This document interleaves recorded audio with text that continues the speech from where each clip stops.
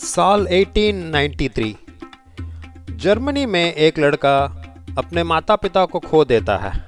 जो पैसे उसके माता पिता ने उसके लिए रखे थे वो भी एक ट्रेन जर्नी के वक्त कोई चोरी कर लेता है। उसके पास कुछ भी नहीं था। उसकी ज़िंदगी पूरी डार्क हो गई थी। उसके ज़िंदगी में अभी बस अंधेरा ही था, मगर उसके पास बस वॉच बनाने की एक पैशन थी। ये कहानी है रोलेक्स कंपनी की। कैसे एक गरीब लड़के ने एक रोलेक्स कंपनी जो दुनिया की सबसे मशहूर वॉच कंपनी बन गई। उसके माता पिता के गुजर जाने के बाद वो लड़का अनाथ हो गया। उसके पास खाने के लिए भी कुछ भी नहीं था। जो कुछ इधर उधर से मिल जाता था वो वही खा के गुजारा कर लेता था।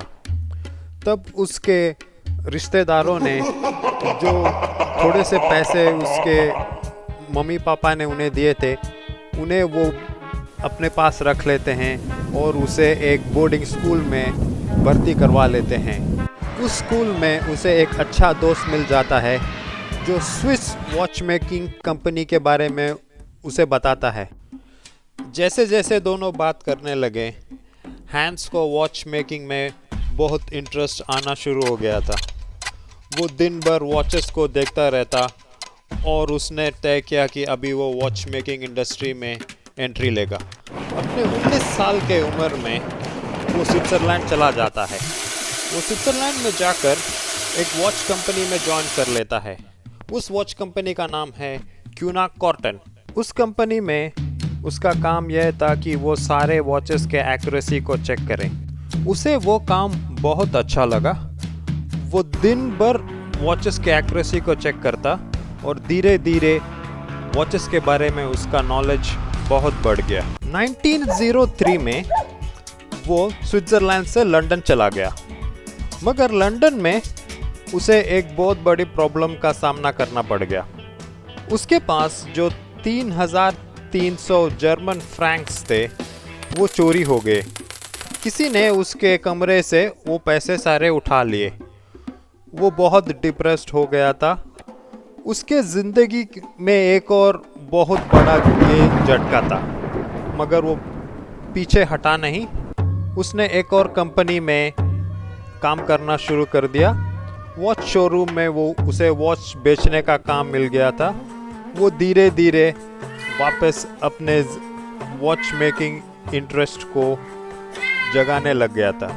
उसने डिसाइड किया कि वो अब एक नई वॉच कंपनी को बनाएगा, तो इसीलिए उसने अपने दोस्त के साथ कंज्यूमर बिहेवियर के बारे में पढ़ना शुरू कर दिया कि लोगों को कौन सी वॉचेस पसंद है।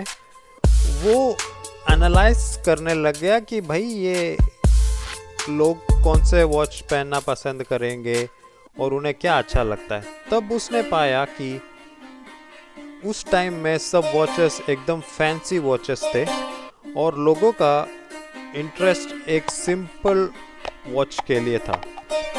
और उनका डिमांड ये भी था कि वो वॉच एकदम ड्यूरेबल हो और कैरी करने के लिए भी एकदम इजी हो। उनके 24 साल के उम्र में उन्होंने कंपनी ओपन करने का डिसीजन ले लिया, मगर उनके पास पैसे तो नहीं थे। तो उनके ब्रदर इन लॉ ने उनके साथ पार्टनरशिप कर लिया और उन्हें कुछ पैसे भी दे दिए। वो उस पैसे से अपने कंपनी को बनाना शुरू कर दिए थे। 1905 में उन्होंने अपनी कंपनी खोल ली और उस कंपनी का नाम विल्सडॉर्फ एंड डेविस रख दिया था।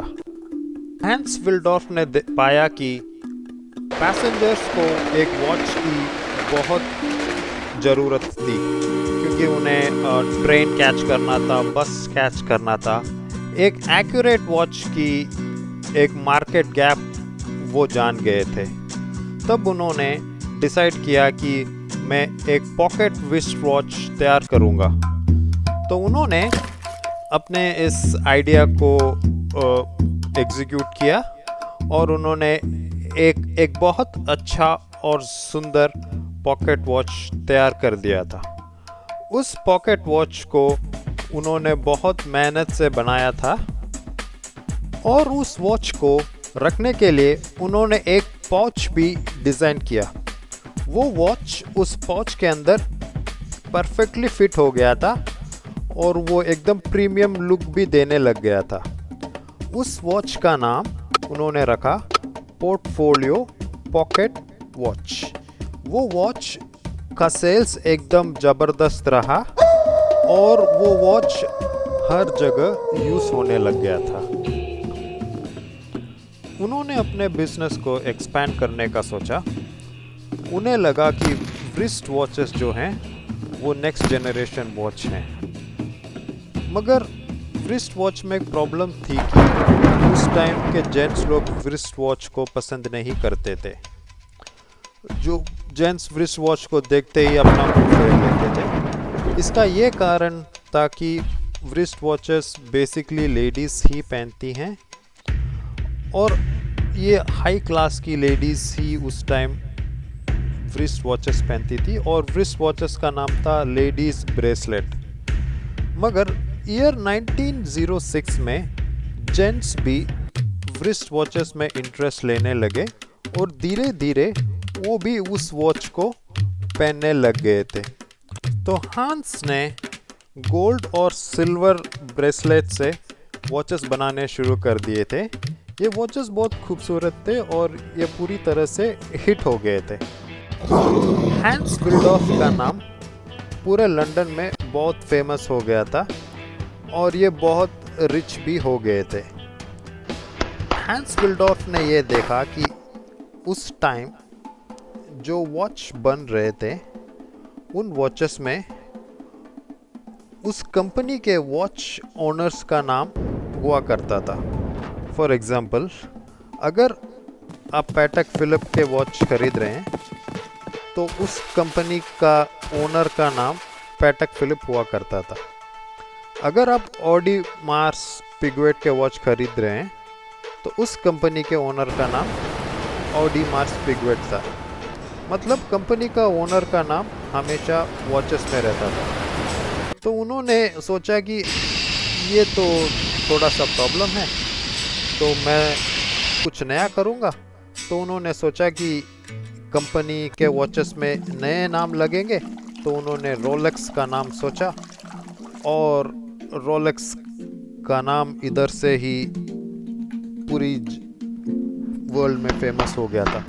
ये रोलेक्स नाम उन्होंने अच्छी तरह से उस वॉच के अंदर फिट कर लिया था।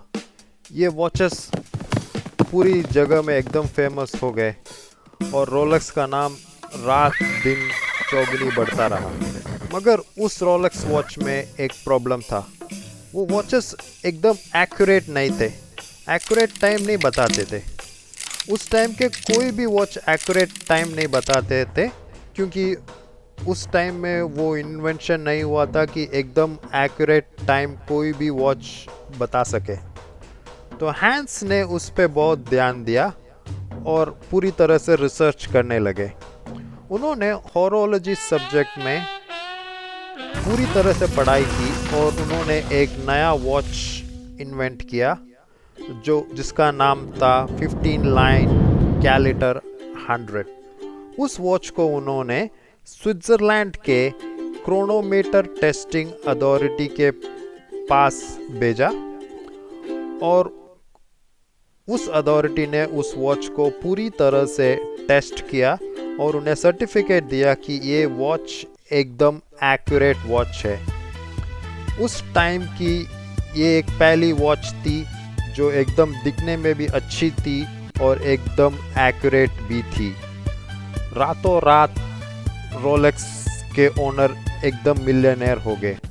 उन्होंने कई नए वॉचेस निकाले और वो वॉचेस भी पूरी तरह से सोल्ड आउट हो गए थे। अचानक वर्ल्ड वॉर 1 शुरू हो गया और उनकी वॉच की बिजनेस एकदम ठप हो गई थी।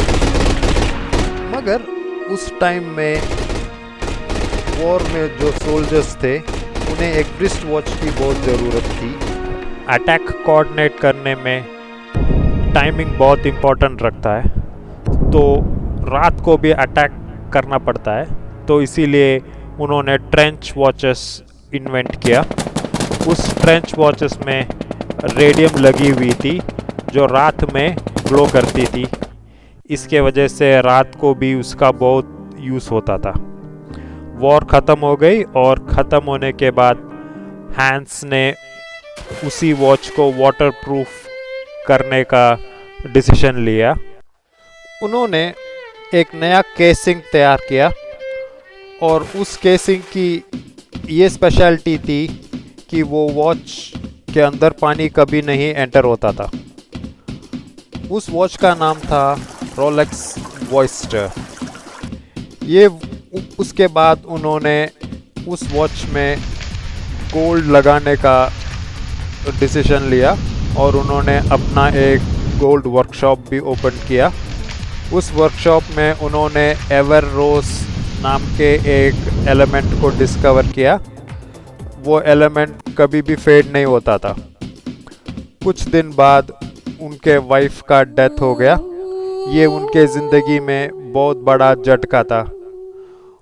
वो बहुत डिप्रेशन में चले गए थे, मगर फिर भी उन्होंने अपना कॉन्फिडेंस नहीं खोया और वो थोड़ी दिन में अपने डिप्रेशन से उठकर उन्होंने एक नया वॉच बनाया।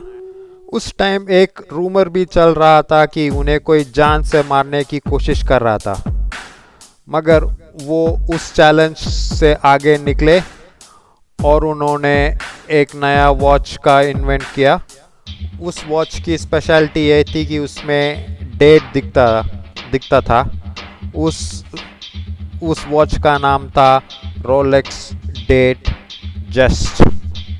और उसके बाद उन्होंने एक और वॉच इन्वेंट किया जो माउंटेनियर्स के लिए बहुत यूज़फुल था।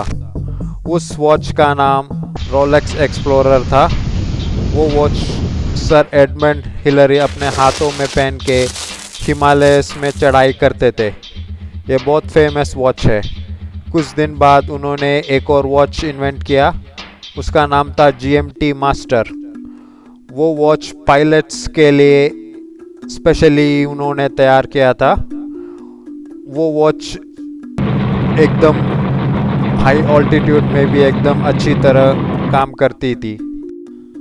थोड़े दिन बाद हैंस विल्डॉर्फ का डेथ हो जाता है। वो अपनी ज़िंदगी में बहुत सारी चीज़ें अचीव करने के बाद वो उनका स्वर्गवास हो गया। ये उनके लाइफ से हम बहुत कुछ सीख सकते हैं और उनमें से मेन 3 बातें हैं: इंटेलिजेंट, हार्डवर्क और क्रिएटिविटी। रोलेक्स का नाम आज पूरी दुनिया में रोशन हुआ है और उसके पीछे उनकी मेहनत और लगन है। आप भी उनके ज़िंदगी से कुछ सीखें और अपना नया कंपनी क्रिएट करें। Thank you.